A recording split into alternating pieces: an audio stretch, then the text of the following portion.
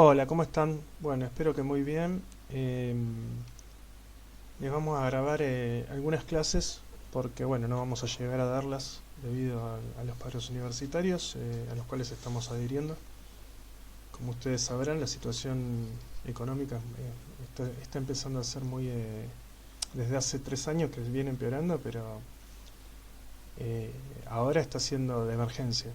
Eh, A nosotros nos cuesta mucho ir a trabajar, pero porque muchos no vivimos cerca del centro, no podemos ir en bicicleta o caminando y ya movernos, trasladarnos, comer allá, se nos está haciendo difícil. Y no lo estoy diciendo en broma. Yo tengo un cargo de profesor, dos de JTP, uno de ayudante y tengo 18 años de antigüedad y a mí me da vergüenza decir que no estoy llegando a los viáticos, pero me da vergüenza porque me da vergüenza por mi país. Em, Así que bueno, disculpen que sé que no sabemos cómo decírselo ya, porque se dicen muchas mentiras también. Se dicen que siempre fue igual, no, es todo mentira. Eh, Así que bueno, estudien, fíjense, ustedes van a estudiar para temas científicos, bueno, pueden buscar información de cuánto se cobraba, cuánto se cobra ahora, pueden buscar información de cuánto saldría su carrera en una universidad privada. Así que por favor les pido que defiendan a la universidad pública, porque son parte de ella. Y disculpen que somos tan pesados con este tema, pero realmente no se puede más. Y queremos que ustedes sepan que no nos está haciendo difícil ir a trabajar. Para nosotros el paro también es un descanso de nuestro bolsillo porque no estamos llegando a fin de mes. Así que bueno, si quieren después lo hablamos durante la clase, pero es un tema que nos afecta mucho y nos da mucha angustia porque no sabemos bien qué hacer. Y se votó una ley 3 veces y no se está respetando. eh, y bueno, así que esperamos que ustedes puedan verlo, puedan entender lo que está pasando. Bien, ahora pasando a eso, vamos a arrancar con la clase 5, que es una clase que empezamos a hablar, modelos de fuerza y ejemplos de dinámica.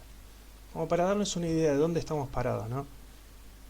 Habíamos empezado a hablar de movimientos.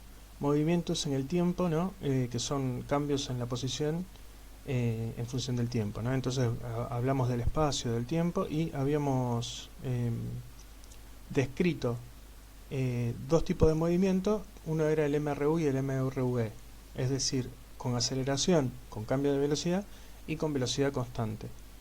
Eh, Bien, vimos en particular esos dos porque los íbamos a poder relacionar con la parte de dinámica.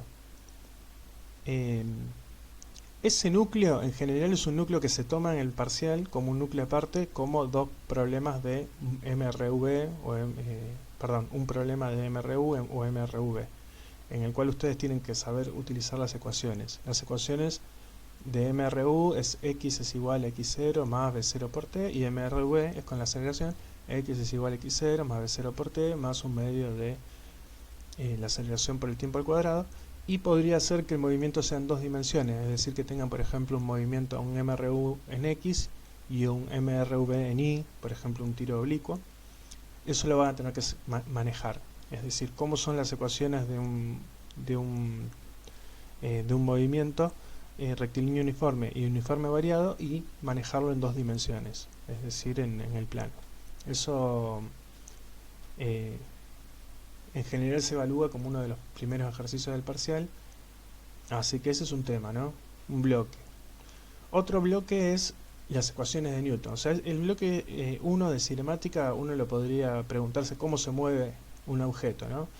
Y dentro de las posibilidades de movimiento nosotros vamos a trabajar dos. Una que es con velocidad constante y otra es con aceleración constante.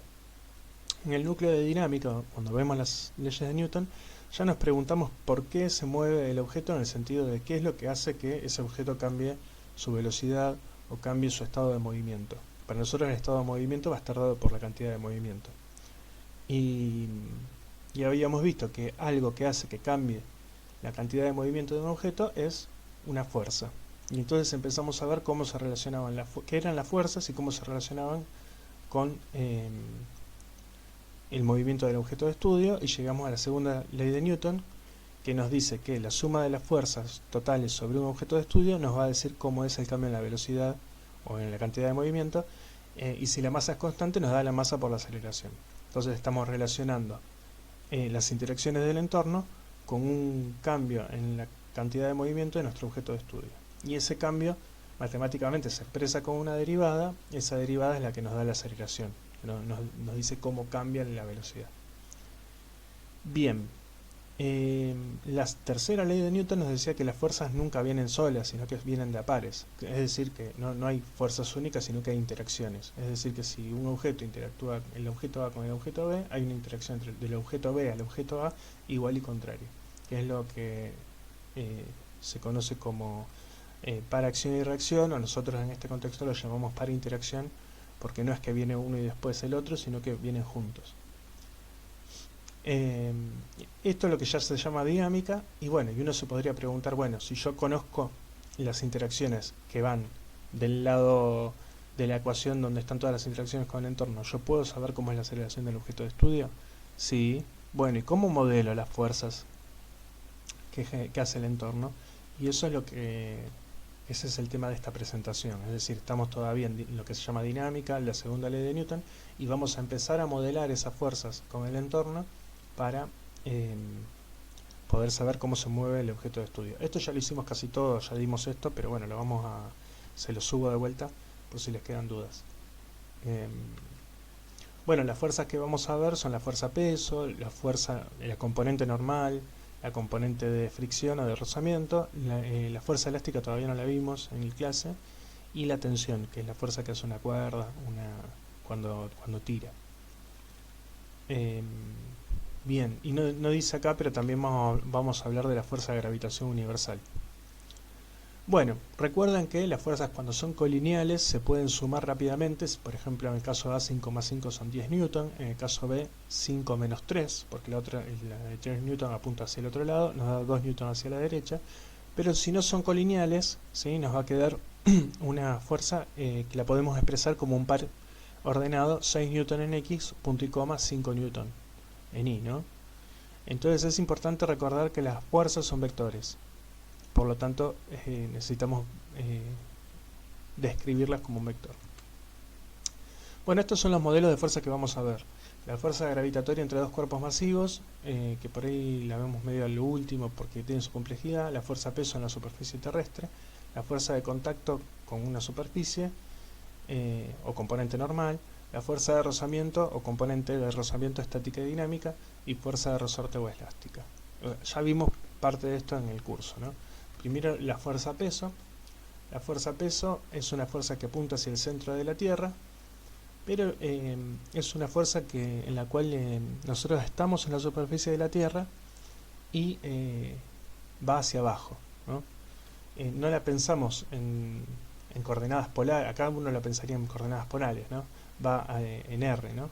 Pero en general, digamos en la fuerza peso escrita como menos m por g en inversor, estamos reduciendo la superficie de la Tierra a un plano, ¿sí? Porque ustedes saben que cuando nosotros nos vemos no pensamos que estamos en una superficie curva, no nos damos cuenta, sino que pensamos que estamos en un plano. Bueno, en ese plano siempre es hacia abajo la fuerza peso. Y es la masa por la constante de gravitación universal. Fíjense que esto no es la segunda ley de Newton, no es que acá tengo la fuerza peso y acá tengo la masa por la aceleración, no. Este es cómo yo estoy definiendo, tendría que tener dos puntos acá, a la fuerza peso. Para mí la fuerza peso es la masa del objeto por la constante g. Esta constante g vale en la superficie de la Tierra. Si nosotros estuviéramos en la superficie de la Luna sería otra g. Si nosotros estuviéramos 100 kilómetros para arriba en el espacio, esta sería otra g. Si estuviéramos 3000 kilómetros para abajo, cerca de la Tierra o cerca del centro de la Tierra, esta sería otra g. Es decir, esta g vale en la superficie de la Tierra 9,8 metros sobre segundo al cuadrado. ¿Y qué es lo que hace esta g? Y bueno, nos define la fuerza peso, nos dice la masa por esa constante g. Y distintas masas van a tener distinto peso, ¿sí? Uno podría decir, bueno, es lo que pesa una balanza. ¿Qué pesa una balanza? Bueno, pesa el peso. es decir, m por g. Como g es constante para todos los objetos, es una medida de la masa, ¿no? La masa la expresamos en kilogramos. Si g lo expresamos en mks, metros sobre segundo al cuadrado, este peso nos da el newton, ¿sí? Bueno, y acá está descrita la tercera ley, ¿no? Así como hay una fuerza que la Tierra hace sobre el objeto hacia abajo, hay una fuerza que el objeto hace sobre la Tierra hacia arriba, nada más que la Tierra casi no se entera, pero es así. Es decir, si nosotros matamos un mosquito, el mosquito se entera de que lo matamos, pero para nosotros no sentimos un peso de pegarle al mosquito. Bueno, ¿por qué? Porque bueno, es mucho más pesada nuestra mano. Bueno, eso es la masa, ¿no? La masa de la Tierra es mucho más grande. Bueno, acá lo que vamos a hacer es un ejemplo completo de cómo tendríamos que encarar un ejercicio de dinámica, ¿no? Entonces vamos a suponer que una persona tira una pelota hacia arriba. No hacia el costado, sino hacia arriba. Nada más que acá para que se vea está dibujado el costado. Pero piensen que es un tiro vertical, es decir, es en la misma línea. Vuelve en la misma línea. Bien, mientras el objeto está acá, 1, 2, 3, 4, 5, 6, les describí cómo serían los pasos para atacar este problema, ¿no? Entonces, vamos a analizar el problema mientras el objeto está en el aire. Mientras el objeto está en el aire, ¿quién es el objeto de estudio y el entorno? Bien, el objeto de estudio es la pelota, el entorno es la Tierra. Ya no tengo en cuenta las manos de la persona porque estoy pensando cuando está en el aire. Después de hacer objeto de estudio y entorno, podemos decir el modelo es un modelo de partícula con masa. Después vamos al diagrama de interacciones y bueno, acá está el diagrama de interacciones. Ponemos un marco de referencia.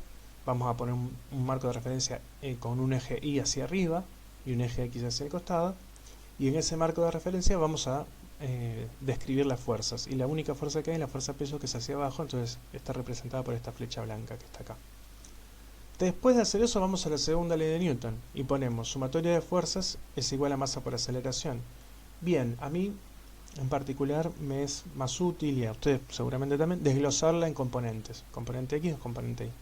En la componente X describimos sumatoria de fuerzas en X igual a masa por aceleración en X, sumatoria de fuerzas en Y igual a masa por aceleración en Y. Como en X no tenemos fuerzas, ven, vamos al diagrama, ven cómo todo está correlacionado. Es decir, si yo tengo un objeto con el que interactúa en el entorno, voy a tener una fuerza. Si tengo una fuerza, esa fuerza va a aparecer en la segunda ley de Newton, ¿sí?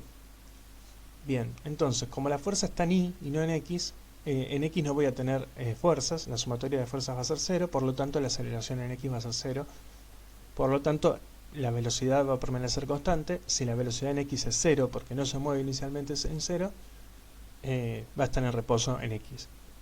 Y en Y tenemos que la sumatoria de fuerzas en Y es el peso, y eso me da la masa por la aceleración en Y. ¿Por qué le puse el menos a mano?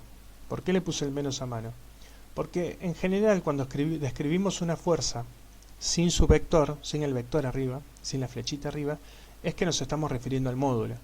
Entonces, fíjense, el peso como vector es menos m por g en inversor, pero el módulo del peso es m por g, positivo, porque todo módulo es positivo. Es decir que cuando pasamos a las componentes, y esto es, ustedes se tienen que poner de acuerdo con ustedes mismos de cómo es que van a hacer esto, pero lo tienen que hacer siempre igual, es decir, tienen que encontrar la manera de entenderse. Yo lo que hago es, cada vez que que paso a las componentes y pongo una fuerza sin el vector, sé que me estoy refiriendo al módulo y el menos se lo pongo a mano. Es decir, yo sé que este módulo que estoy poniendo es positivo y que el menos se lo puse yo porque sé que va hacia abajo. Bien. Es decir, si escribo la P sin el menos, esta P la tendría que ser negativa porque elegí el sistema de referencia y positivo hacia arriba. Pero como yo cada vez que escribo una fuerza sin el vector me estoy refiriendo a su módulo, y los módulos para mí son siempre positivos, el menos se lo tengo que poner a mano. Bien. Y entonces de esta manera tenemos que la fuerza peso es menos m por g, Y del otro lado de la ecuación de Newton, de la segunda ley de Newton, tenemos la masa por la aceleración en I. Por lo tanto, obtenemos que la aceleración en I del objeto de estudio va a ser menos g. Bien. Y acá usamos el modelo de la fuerza-peso que vimos antes. Acá, ¿no? Bien. Entonces, ¿cómo seguiría uno? Uno podría seguir de acá con la cinemática. Es decir, si el problema es un problema, por ejemplo, de parcial de dinámica, acá se terminaría porque esta es la dinámica. Si uno quisiera, podría seguir con la cinemática. ¿Por qué? Porque ya sé que el objeto está acelerado. Por lo tanto, las ecuaciones de movimiento en I van a ser I es igual a I0 más B0I por T más un medio de la aceleración por T cuadrado, donde la aceleración es menos G. Y acá lo mismo, ¿no? B sub I es B0 sub I más la aceleración por el tiempo, y como la aceleración es menos G, me aparece así. Y cuando describo esta ecuación temporal en función del tiempo, obtengo una parábola, que este no sería el movimiento parabólico, sino que lo que me está describiendo es cómo es I en función del tiempo. Es decir, cómo es la altura en función del tiempo. Primero va para arriba, después baja. Bien, cuando va hacia arriba, esta es la velocidad, es esta ecuación. O sea, a esta ecuación uno le puede poner valores de tiempo y va graficando. Si tiene la velocidad inicial en I, si tiene la posición inicial en I. Y ve que inicialmente tiene velocidad hacia arriba, hasta que llega hasta acá, que su velocidad es 0, y a partir de acá su velocidad pasa a ser negativa. Y si uno describe la aceleración es constante, vale menos g. Entonces, bueno, uno podría ir de acá derivando, o sea, ir hacia la derecha derivando, ir hacia la izquierda integrando. Es decir, la integral de una constante es una lineal, la integral de la lineal es una cuadrática. Entonces, ¿qué es lo que estamos diciendo? Estamos diciendo el movimiento rectilíneo uniformemente variado es la solución de una ecuación, de esta ecuación de Newton, en la cual tenemos que la fuerza es constante. Cada vez que tengamos una fuerza constante, vamos a tener y distinta de 0, vamos a tener una aceleración constante, vamos a tener un MRV. Pero, sigo insistiendo, ¿no? Son como dos negocios distintos. Uno es la dinámica y después, bueno, la cinemática. Fíjense que a la dinámica no le interesa la posición inicial y la velocidad inicial. La dinámica solo nos dice cómo va a ser las fuerzas y cómo va a ser la aceleración. En la cinemática sí me interesa cuál es la posición inicial y la velocidad inicial, porque el movimiento va a ser distinto.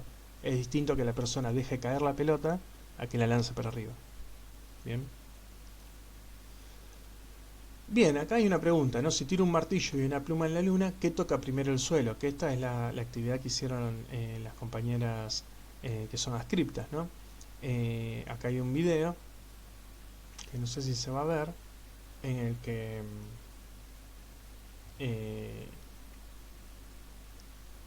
acá. Bueno, a ver. Well, in my left hand I have a feather. In my right hand a hammer. And I guess one of the reasons we got here today was because of a gentleman named Galileo a long time ago who made a rather significant discovery about falling objects in gravity fields. And we thought that where would be a better place to confirm his findings than on the moon. And so we thought we'd try it here for you. The feather happens to be appropriately a falcon feather for our falcon. And I'll drop the two of them here, and hopefully they'll hit the ground at the same time. How about that? It proves that Mr. Galileo was correct in his findings at the same time. Bien, bueno, es del cuando el hombre llegó a la luna, de 1989 si no me equivoco. Pero bueno, ¿qué es lo que decimos? Que si solamente tenemos en cuenta la fuerza-peso, fíjense que la aceleración para dos objetos con distinta masa termina siendo la misma, es decir, en ausencia de aire. Y esto es el día de hoy te impactarás con uno de los experimentos más sorprendentes que se han hecho, y podemos apostar a que el resultado será inesperado.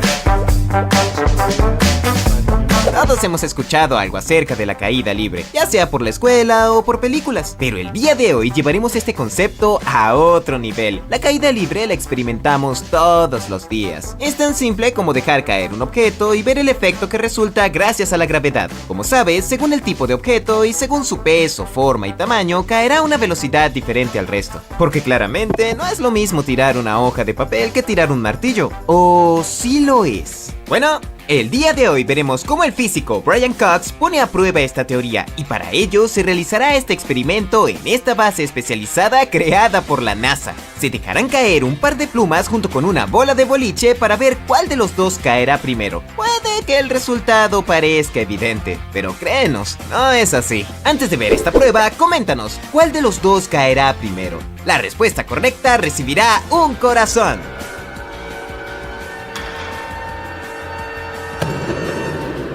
Así es, tal y como se esperaba, la bola de boliche cayó primero. Al parecer era algo evidente, ¿cierto? Pero, ¿qué pasaría si ahora eliminamos un pequeño factor como el aire? Para hacer esto, se necesitan alrededor de 3 horas para bombear fuera los 8000 pies cúbicos de aire que hay en la cámara. Y una vez conseguido esto, tendremos algo muy parecido a las condiciones lunares, donde solamente la gravedad va a hacer efecto. Y nuevamente te preguntamos, ¿qué crees que pasará? ¿Caerán al mismo tiempo o nuevamente la bola de boliche va a caer primero? 4.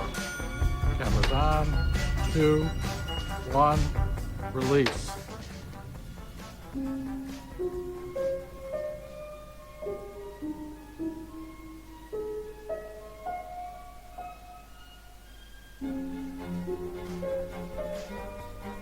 Así es, este experimento es totalmente real. Ambos objetos caen a la misma velocidad. Increíble, al eliminar el aire ya no hay fuerza que los detenga. Simplemente son el resultado de la gravedad. Y curiosamente, esto es lo que pasaría en la Luna. Y de hecho, el astronauta David Scott, comandante de la misión Apolo 15, fue uno...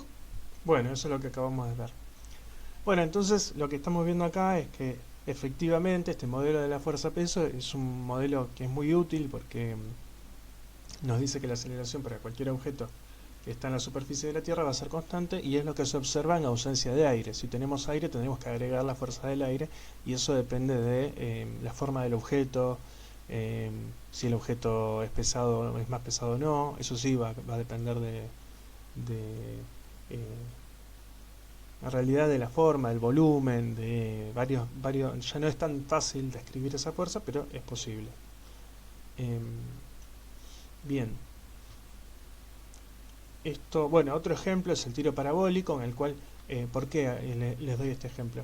Porque podría suceder que en vez de tener, en este caso de tiro parabólico, por ejemplo, lanzamos una pelota desde una altura hacia el costado, ¿no? De manera horizontal, y lo que vemos acá es la trayectoria que hace esa puede ser una pelota, supónganse.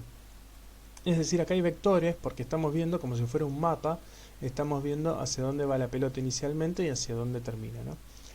¿Por qué mostramos esto? Porque acá la dinámica sería igual. Si uno dijera, bueno, acá hay una pelota, mientras está en el aire, ¿con qué interactúa?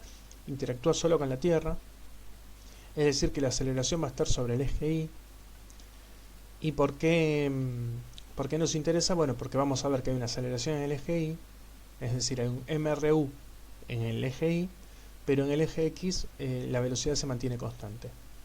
Es decir, acá en azul estamos viendo la posición en X, ven que cada un segundo, supónganse, o sea, cada intervalos de segundo, cada intervalos de tiempo fijo, y vemos que siempre recorre la misma cantidad en X, y en cambio en Y cada vez va más rápido con velocidad negativa. Y bueno, si uno va a las ecuaciones, esto se puede describir como una ecuación lineal con el tiempo, con velocidad constante en X, y una ecuación cuadrática en el tiempo con aceleración en Y negativa en este caso. Ven que la velocidad en X se mantuvo constante, y en cambio la velocidad en Y pasó de ser 0 a ser negativa, creció en módulo. Entonces esto está bueno porque la dinámica que está detrás es la misma, es decir, en la fuerza-peso, pero el movimiento es distinto, es en 2 dimensiones, y acá podemos ver que como la fuerza está en Y, solamente tenemos aceleración en Y. Como la suma de fuerzas en X es 0, no tenemos aceleración en cero. Y está bueno porque se ve la independencia de los movimientos, como es independiente el eje X del eje Y. ¿Sí? Bien, vamos a empezar con la componente de contacto con una mesa. Esta la vimos también, lo que llamamos la componente normal. No la llamamos fuerza y sí la llamamos componente porque las superficies van a tener una componente normal y una componente de roce. Entonces, para ser más exactos, la llamamos componente. Bueno, el problema que querríamos resolver es el de un libro que está quieto arriba de una mesa y hacemos lo mismo. O sea, háganse siempre lo mismo. El objeto de estudio es el libro, el modelo es partícula con masa, interactúa con la Tierra por estar cerca de la superficie terrestre y con la mesa. La interacción con la Tierra la tenemos, es la fuerza peso, es el primer modelo que vimos, vale menos m por g. La sumatoria de fuerzas en x no voy a tener nada, entonces es 0, la aceleración es 0 en x, y si la velocidad es 0 no se va a mover. Y en y tenemos que la sumatoria de fuerzas, como está en equilibrio, es decir, como vemos que no se mueve en y que no se acelera en y, nosotros acá vamos a poner que la aceleración es 0. Es decir, acá en vez de partir de que conocemos las fuerzas y despejamos la aceleración, vamos a poner como dato que nosotros sabemos que está en equilibrio dinámico, por lo tanto la aceleración es 0, y vamos a despejar de ahí las fuerzas. Y la fuerza nos dice que la normal, es decir, la fuerza que hace en la mesa sobre el libro, tiene que ser igual que el peso. Bien, acá el peso no se ve porque es como que lo pusieron detrás de la mesa, pero tiene que medir lo mismo que la normal. Acá se ve, ¿ven? ¿Por qué? Porque está en equilibrio. ¿Por qué está en equilibrio? Porque vemos que no se acelera ni hacia arriba ni hacia abajo. Si la normal fuera más grande, se aceleraría hacia arriba. Si el peso fuera más grande, la mesa se rompería y el libro caería hacia abajo. Entonces, estas dos están en equilibrio. Entonces ven que acá, por ejemplo, no tenemos cinemática, o su cinemática no tiene sentido porque no está siempre en el mismo lugar, pero sí nos interesa acá la dinámica. Entonces, ¿qué podríamos decir de la fuerza o de la componente normal? Y podemos decir que hasta que la mesa no se rompa, va a aguantar el peso que tenga que aguantar, ¿no? Es decir, va a hacer lo necesario para que la superficie no se rompa, la superficie no se abolle, y bueno, y a esa la llamamos la componente normal. O sea que fíjense que para la normal nosotros no dimos una ecuación, sino que la despejamos de la segunda ley de Newton, pidiendo que en ese eje el libro no atraviese la mesa. Entonces en general vamos a hacer eso, vamos a tomar la componente normal perpendicular, que es perpendicular a la superficie. Por eso el nombre normal es un nombre que proviene de la matemática y se le dice vector normal a aquel vector que es perpendicular a una superficie. Por eso se le llama componente normal, porque es perpendicular a la superficie de la mesa. Entonces vamos a decir siempre, si la superficie no se rompe, no se abolla, la componente normal siempre va a tener que ser la necesaria para aguantar al objeto arriba, ¿no? A veces va a ser el peso, a veces va a ser una componente del peso, según si hay un plano inclinado. Bien, bueno, por ejemplo, en el plano inclinado, vamos a ver el plano inclinado sin rozamiento, es decir, no tenemos rozamiento. ¿Qué fuerzas tenemos? Bueno, el diagrama va a ser igual que el anterior. Tendríamos tierra y la superficie del plano inclinado. La fuerza que hace la Tierra va a ir hacia abajo. ¿Ven? Acá tenemos m por g. Y la fuerza del plano inclinado, como no hay rozamiento, solamente puede hacer fuerza perpendicularmente a su plano. ¿Y qué fuerza va a hacer en este eje? Y va a ser la fuerza necesaria para que la suma de fuerzas en y, vamos a poner un sistema de referencia con y en este sentido y x en este sentido. ¿Por qué? Porque sabemos que en y no se va a mover y en x sí. Entonces nos conviene usar un sistema de coordinado inclinado, y cuando hagamos sumatoria de fuerzas en y me va a dar 0 y sumatoria de fuerzas en x no me va a dar 0, por eso se va a acelerar en x, y para eso vamos a tener que descomponer la fuerza peso en su coordenada y en su coordenada x, y acá tenemos un ejemplo en que la fuerza normal va a ser igual a la componente y del peso, a esta componente del peso, no al peso total, y nos va a dar vamos a poder despejar bueno, O sea que la normal no siempre es el peso, a veces depende si es un plano inclinado. Bien. Vamos a la fuerza de contacto, que es lo que vimos la clase pasada. En este caso, por ejemplo, para una fuerza de rozamiento estática. Estática significa que este cuerpo todavía no se mueve. Y en el caso de la fuerza de rozamiento estática, la fuerza de rozamiento va a ser la necesaria para que el cuerpo no se mueva. Es decir, si yo, por ejemplo, tenemos este objeto, tenemos el peso, la normal, uno la dibujaría desde acá, desde el centro, las fuerzas. Pero bueno. Tenemos una fuerza que uno hace hacia la derecha, hacia la izquierda digo, y una fuerza de rozamiento que se hace hacia la derecha. Si este objeto está en equilibrio, es decir, por eso se llama fuerza de rozamiento estática, la suma de fuerzas en X tiene que ser 0. Por lo tanto, la fuerza de rozamiento, o la componente de rozamiento, tiene que ser igual a la fuerza que le hago yo, por ejemplo, para moverlo. Bien, ¿cuántas interacciones tenemos? Tenemos el peso, la de la mesa y la de la persona que empuja hacia la izquierda. ¿Cuántas fuerzas tenemos?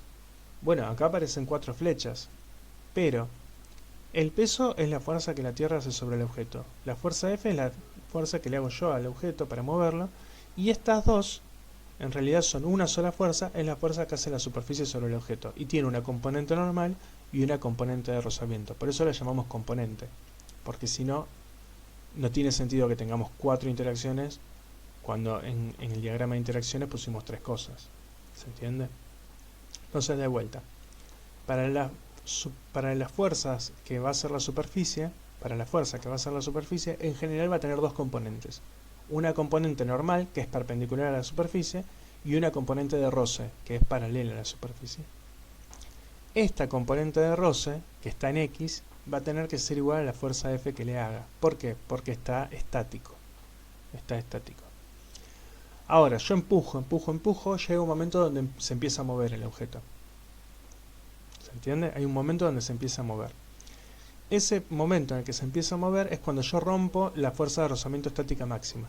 Y la fuerza de rozamiento estática máxima es el mu estático por la normal. Mu estático es un coeficiente que está tabulado para distintos objetos. No sé si lo tengo por acá.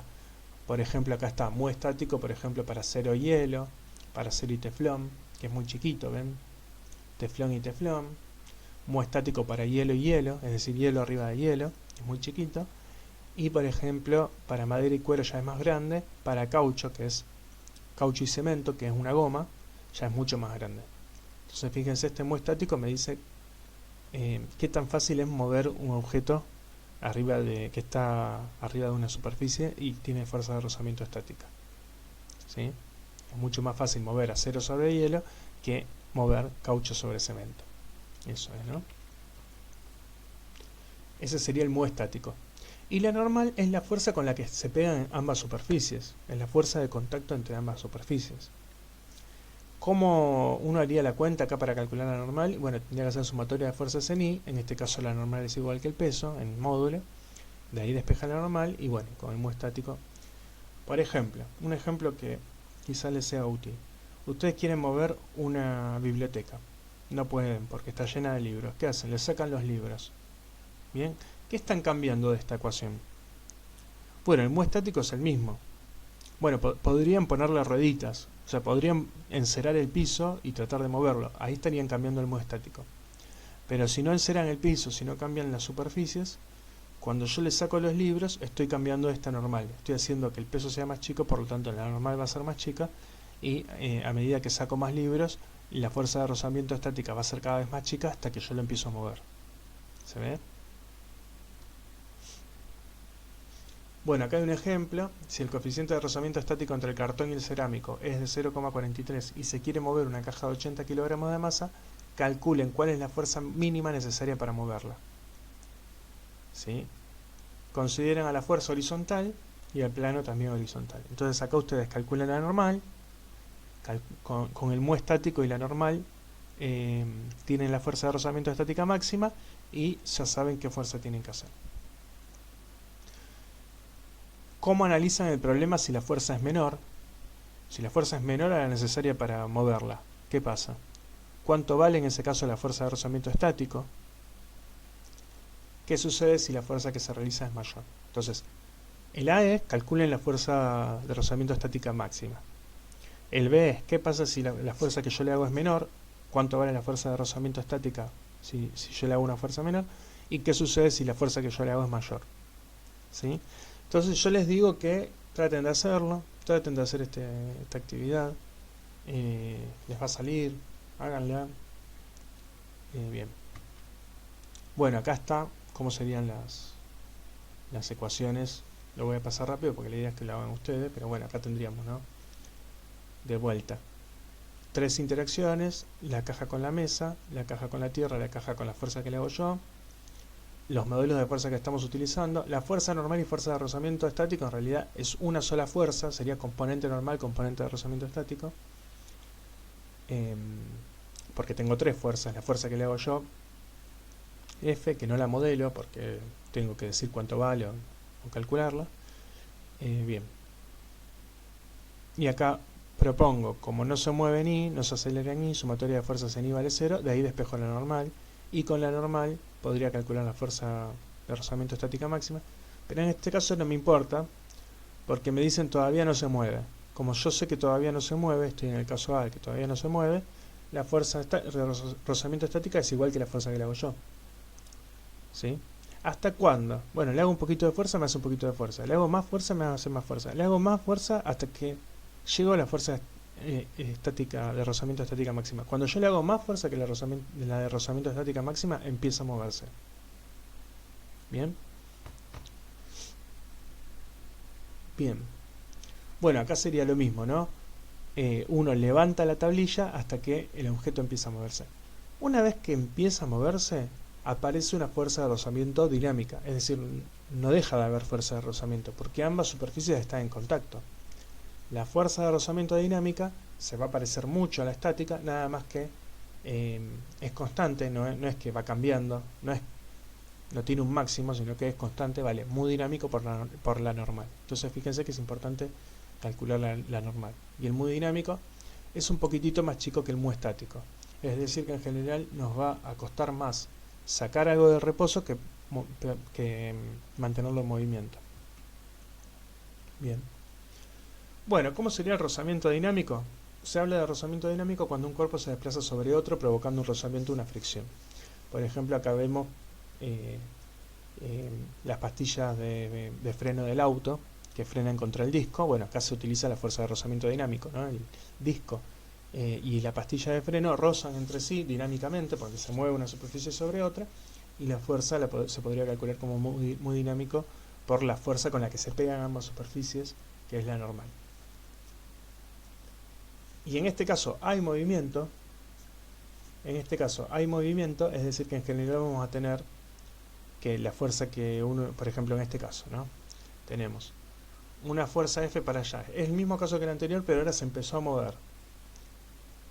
La velocidad es distinta de 0. Tenemos la fuerza que hace la Tierra, el peso, la normal,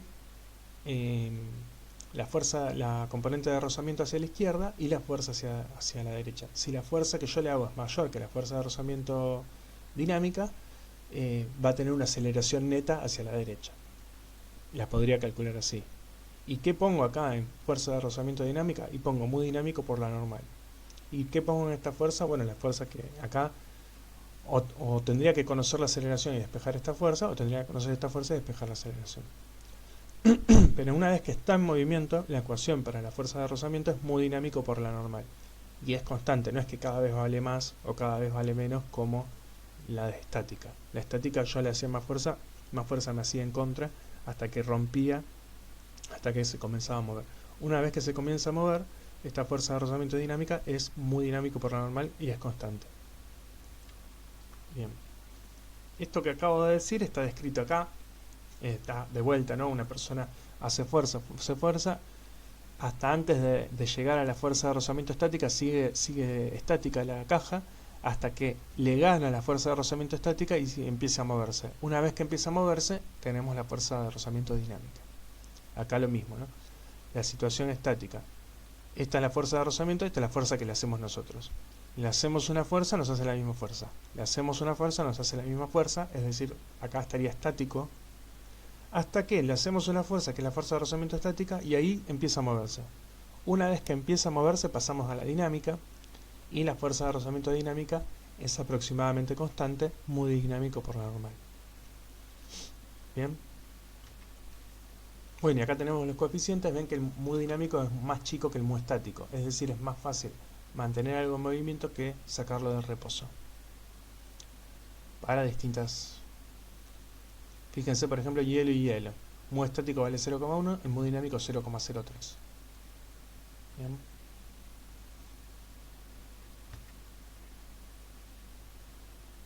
Bueno, este es un ejemplo que para mí es un ejemplo lindo como problema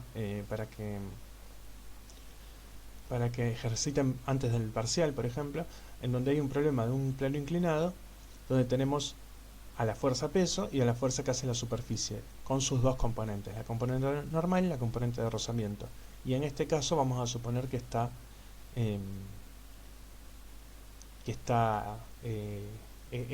un primer caso que está quieto, es decir, que no se mueve.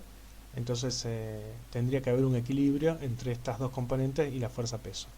Entonces, ¿qué van a hacer? Van a descomponer a la fuerza peso en dos componentes. En la componente peso van a poner un sistema de referencia inclinado con el y hacia arriba, hacia el mismo lugar que la normal, y el x, por ejemplo, positivo hacia la derecha. Y ¿por qué ponemos un sistema de ejes inclinados? Porque nos va a servir, porque vamos a saber que, bueno, acá no se mueve ninguno de los dos ejes, pero cuando empieza a moverse, si se empieza a mover, se va a mover sobre el eje, sobre el plano inclinado, es decir, sobre un eje X inclinado. Entonces nos conviene agarrar un eje inclinado. Acá justo en este caso por ahí no hace falta. Pero bueno, si elegimos un sistema de referencia sin inclinar, igual vamos a tener que descomponer. Y en este caso vamos a tener que descomponer solo al peso, y de la otra manera tendríamos que descomponer la componente normal y la fuerza de rozamiento. En este caso es más fácil. Bien, descomponemos al peso en su componente en Y y en su componente en X, y como está en equilibrio, la suma de fuerzas en Y y la suma de fuerzas en X me tiene que dar 0. Es decir que la normal va a ser igual a P sub I. Acuérdense que como me armo un triángulo rectángulo así, esto es alfa, la componente X va a ser el peso por el seno del ángulo, y la componente Y va a ser el peso por el coseno del ángulo, porque es el adyacente. Coseno es el adyacente al ángulo y el seno es el opuesto al ángulo. La componente en X va a ser positiva, va a ser para allá, y la componente en Y va a ser negativa. Entonces voy a tener que el peso va a ser igual que la fuerza de rozamiento estática, y la normal va a ser igual que la fuerza peso en Y, y eso es lo que voy a tener que obtener acá usando la descomposición de la fuerza. Háganlo y bueno, háganlo en el caso dinámico, por ejemplo. Bueno, esta es la cuenta para el caso estático, y háganlo para el caso dinámico. Bueno, este es otro ejemplo. Fuerza de rozamiento estática dinámica. Si el coeficiente de rozamiento estático entre la superficie de la caja y la mesa es de 0,4, la masa de la caja es 30 kilogramos y el ángulo de 30 grados, ¿con qué fuerza hay que tirar la soga para ponerlo en movimiento? Si la fuerza es de 140 newton, ¿estará en movimiento? Bien, ¿cuál es la dificultad acá? La dificultad es que esta cuerda está haciendo una fuerza en X y una fuerza en Y.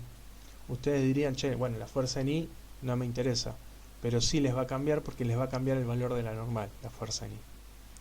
¿Sí? Consideren que el coeficiente de rozamiento dinámico es de 0,3 con la misma fuerza de 140 newton. ¿Cuál será la aceleración de la caja? ¿Cuál tendría que ser la fuerza para que la caja tenga una velocidad constante? Es decir, acá estamos en rozamiento dinámico. Bueno, primero, el A es estático y el 1 es estático y el 2 es dinámico. Intenten hacerlo. ¿Qué tienen que hacer acá? Poner un sistema de referencia, un sistema de eje paralelo y así paralelo a la superficie y perpendicular a la superficie, descomponer esta fuerza y hacer sumatoria de fuerzas en X y sumatoria de fuerzas en Y. Obviamente háganlo con todo lujo de detalles. Objeto de estudio, entorno, modelo, partícula con masa, todo. Bien. Acá está hecho, acá está calculado. Yo les propongo que intenten hacerlo, ¿sí? Y acá está el 2, está calculado. Por favor, intenten hacerlo. Igual esta slide, esta presentación va a estar subida, así que lo van a poder ver desde ahí. Bueno, fuerza elástica, resortes, todavía no la vimos. No sé si darla o no, porque vamos a tener una práctica de laboratorio respecto de eso. Así que bueno, por ahí la paso por ahora, la paso y la vamos a ver en clase. Cualquier cosa me preguntan en clase.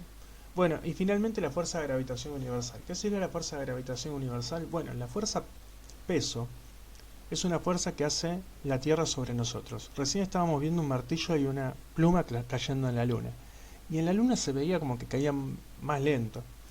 Bien, esta constante de gravitación de la Luna es la fuerza con la que la Luna atrae a todas las cosas que están sobre su superficie. Uno se podría preguntar, ¿la Tierra atrae a la Luna? ¿Con qué fuerza? Bien, ese desarrollo es el desarrollo que generó Newton, en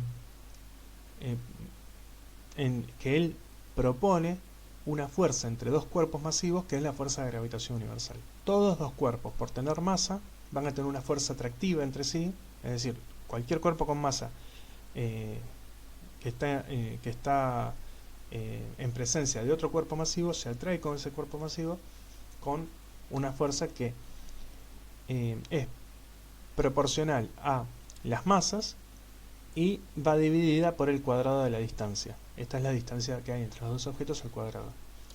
Este menos significa que es atractivo, o sea, este menos con este R versor significa, el R versor es el que va de, por ejemplo, de la Tierra a la Luna, y el menos significa que va hacia adentro. Y por ejemplo, ¿no? Supongamos que nosotros nos paramos sobre la Tierra y decimos cuál es la fuerza, no, vamos a pararnos nos paramos sobre la Luna y decimos cuál es la fuerza que la Tierra hace sobre la Luna. Entonces acá tendríamos que poner este R es la dirección que va entre el entorno y del entorno al objeto de estudio, o sea que el R sería para allá, y con este menos significa que la fuerza finalmente es para allá. O sea, este R siempre va del entorno al objeto de estudio. Por ejemplo, si nuestro objeto de estudio sería la Tierra, la fuerza que la Luna hace sobre la Tierra, recuerden, el R va del entorno al objeto de estudio, el R iría para allá, para la izquierda, y con este menos se me hace hacia la derecha. Entonces la fuerza que la Luna hace sobre la Tierra es hacia la derecha en este caso, y la fuerza que la Tierra hace sobre la Luna es hacia la izquierda en este caso. Y la ecuación sigue siendo válida, con este menos, con lo mismo. Y fíjense que cumple la tercera ley de Newton. La fuerza que la Tierra hace sobre la Luna es igual a la fuerza que la Luna hace sobre la Tierra. Nada más que, recuerden que esto, en la segunda ley de Newton, uno lo iguala a la masa por la aceleración. Como la masa de la Luna es mucho más chica que la masa de la Tierra, la aceleración de la Luna va a ser mucho más grande. ¿Se entiende? Esto explica por qué la Luna... Bueno, la Tierra también gira, se ve afectada por la Luna, no es que no se ve afectada, pero se ve afectada en menor medida. ¿Por qué? Y bueno, porque esta fuerza, si bien es la misma, uno le iguala a la masa por la aceleración. Y como la masa de la Tierra es mucho más grande que la masa de la Luna, la aceleración es más chiquita. Esta fuerza de gravitación universal uno la podría calcular en la superficie terrestre. Es decir, todos nosotros por tener masa sentimos esta fuerza de gravitación universal. ¿Cómo nos quedaría esa ecuación? Supongamos que nuestra masa es esta m chiquita. Nosotros tendríamos que poner acá la fuerza con la que la Tierra nos atrae hacia su centro. La fuerza con la que la Tierra nos atrae hacia su centro, según Newton, uno tendría que poner una constante de gravitación universal que vale 6,672 por 10 a la menos 11 Newton por metro cuadrado sobre kilogramo cuadrado en MKS. La masa de la Tierra, que es 5,972 por 10 aproximadamente, por 10 a la 24 kilogramos. Y uno acá pondría el radio terrestre medio al cuadrado. porque aproximadamente estamos en la superficie terrestre. Podría cambiar si uno está arriba de una montaña, pero usa el radio medio. Siempre se usa el radio medio, que es 6.371 kilómetros. Hay que pasarlo a metro, hay que hacer toda esta cuenta, y van a ver que si uno hace toda esta cuenta sin la m chiquita, o sea, sin poner nuestra masa, y uno escribe todo esto que está acá, g por la masa de la Tierra dividido el radio de la Tierra al cuadrado, como una constante g, la cuenta que tendría que hacer es esta constante g por la masa de la Tierra dividido el radio al cuadrado, y eso que nos tendría que dar aproximadamente 9,8. Es decir, nuestro 9,8 metros sobre segundo al cuadrado es la fuerza gravitatoria que hace la Tierra sobre nosotros en la superficie terrestre. ¿Dónde le ponemos que es en la superficie terrestre? Acá, porque estamos usando el radio terrestre. ¿Dónde ponemos que es la Tierra? Acá, porque estamos poniendo que la masa es la de la Tierra.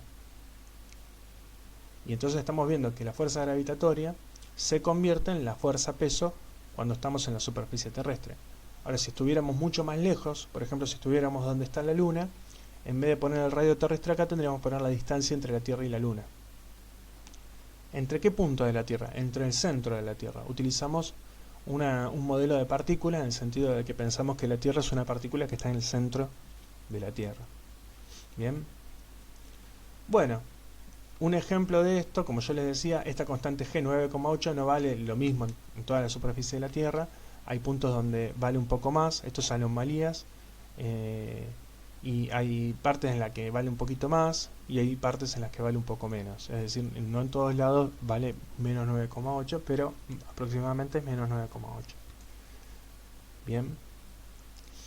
Y finalmente uno se podría preguntar, esto lo vimos un poquito en la clase que subí de movimiento circular, uno se podría preguntar qué tipo de movimientos puede explicar esta fuerza de gravitación universal.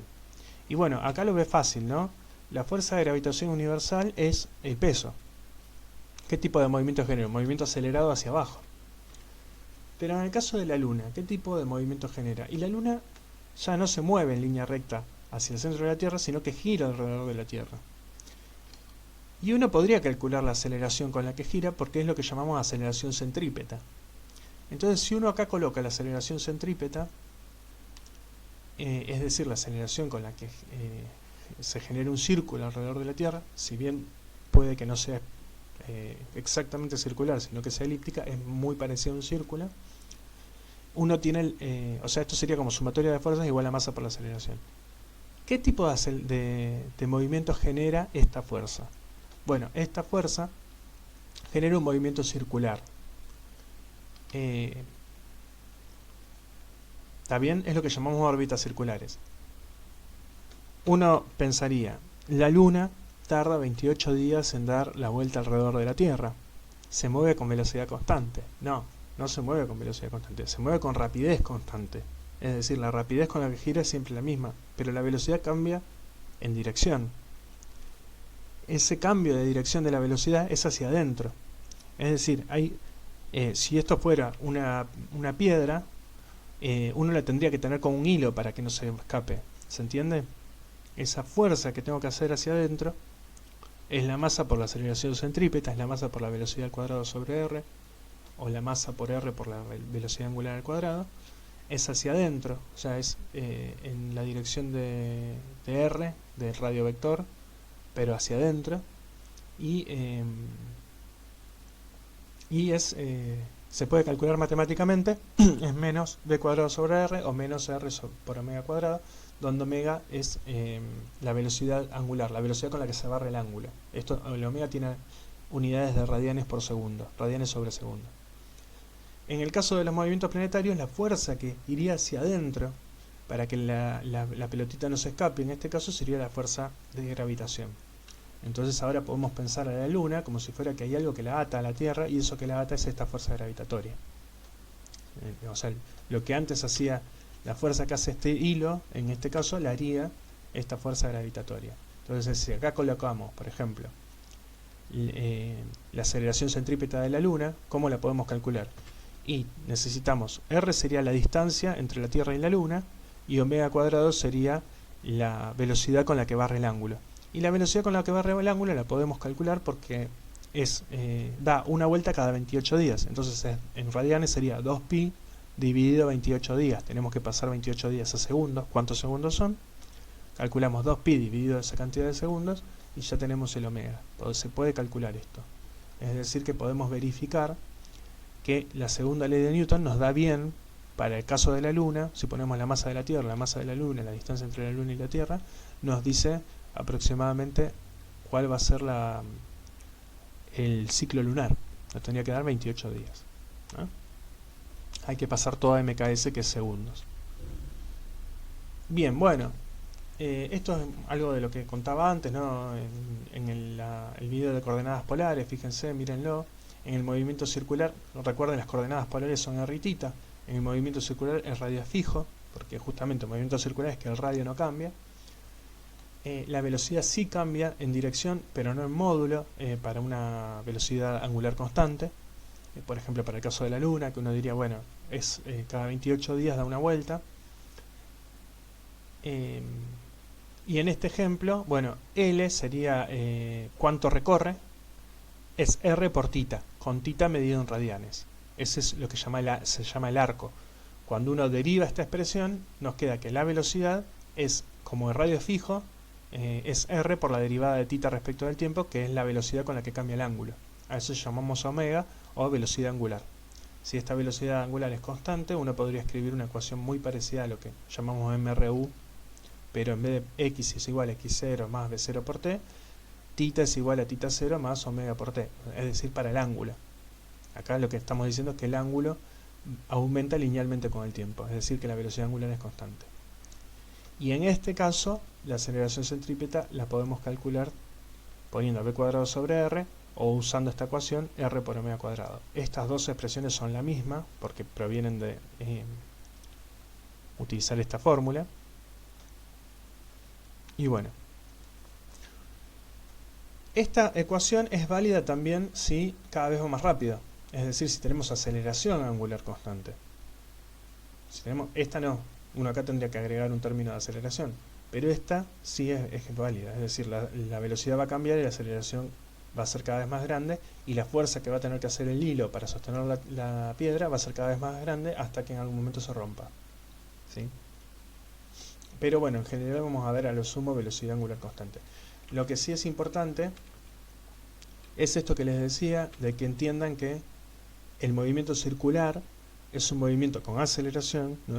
Por más que tenga velocidad, rapidez constante, es un movimiento acelerado porque la velocidad cambia en dirección, y que la fuerza de Newton, en este caso la fuerza de gravitación universal, está pudiendo explicar las órbitas circulares. En este caso uno pondría, ¿no? La segunda ley de Newton sería la fuerza gravitatoria es igual a la masa por la aceleración centrípeta, porque el movimiento circular, acá me falta un menos, para que se me vaya con este menos de acá, porque la aceleración centrípeta va con un menos en R, es negativa, en R versor, va hacia adentro. La velocidad cambia siempre hacia adentro. Y utilizando que la velocidad es R por omega, o es R por la velocidad angular, nos queda esta ecuación, y si uno escribe la velocidad angular como 2pi sobre el periodo, nos queda lo que sería la tercera ley de Kepler. Que la tercera ley de Kepler empieza a querer encontrar relaciones entre los periodos de los planetas y la distancia de los planetas al Sol, que aproximadamente la podía calcular, la distancia máxima de los planetas hacia el Sol, y encuentra que es constante, que encuentra que el periodo al cuadrado dividido la distancia de los planetas al Sol al cubo es una constante. Fíjense qué retorcido, ¿no? En el sentido de que él empezó a querer encontrar una ley, y la encontró, pero era una ley que no la podía explicar. Y Newton, cuando él, 100 años después, o 80 años después, cuando escribe esta fuerza de gravitación universal y la iguala a la masa con la aceleración centrípeta, reobtiene la tercera ley de Kepler. Es decir, explica la tercera ley de Kepler a partir de la segunda ley de Newton. Y bueno, y acá está, por ejemplo, para distintos planetas, según el radio orbital y el periodo, esto sería t cuadrado sobre r cubo. Mientras más cerca de 1D, más se cumple la tercera ley de Kepler, y bueno, fíjense que es bastante parecido a 1. Se empieza a perder esto cuando la órbita deja de ser circular y empieza a ser más elíptica. Pero bueno. Bueno, si además consideramos que el radio puede variar, se obtienen las órbitas elípticas. Bueno, y acá hay un ejemplo. Por ejemplo, si se tiene una boleadora cuya bola tiene una masa de 1 kilogramo y la soga tiene 1 metro de longitud y da 3 vueltas por segundo, calcular qué fuerza tiene que hacer la soga. Entonces, como la velocidad angular es 3 vueltas por segundo, una vuelta es 2pi. Entonces es 3 por 2pi dividido segundo, es 6pi sobre segundo, la velocidad angular. Lo vuelvo a... Una vuelta es 2pi. Entonces una vuelta por segundo sería 2pi por segundo. 3 vueltas por segundo es 3 veces 2pi por segundo, es decir, 6pi por segundo. Y uno puede calcular la aceleración centrípeta. A partir de la aceleración centrípeta la pone en la segunda ley de Newton, donde la masa por la aceleración centrípeta tiene que ser igual a la tensión, y obtiene qué tensión hace una soga que en la punta tiene una masa de 1 kilogramo con una velocidad angular de 6pi sobre segundo. Bien, es decir que pueden hacer la cuenta, fíjense, háganla tranqui, pongan todas las ecuaciones, todo y las herramientas metodológicas, objeto de estudio, entorno, con qué interactúa, y bueno, y háganla. Bueno, ¿con qué nos quedamos? Que es muy importante. Nos quedamos con, y de esto vamos a hablar la clase que viene, con la fuerza que tiene la segunda ley de Newton, que puede explicar el movimiento de los planetas alrededor del Sol y puede explicar la caída de una manzana a la Tierra. Por eso en la fotografía el Newton tiene en la mano la manzana y está mirando a la Luna, porque está pensando en la misma fuerza que hace que una manzana caiga sobre la Tierra, es la fuerza que hace que la Luna orbite alrededor de la Tierra, y encuentra ecuaciones matemáticas para justificarlo. Y les da bien, muy bien les da. Entonces esto es muy fuerte y da lugar a lo que llamamos hasta el día de hoy revolución científica, ¿no?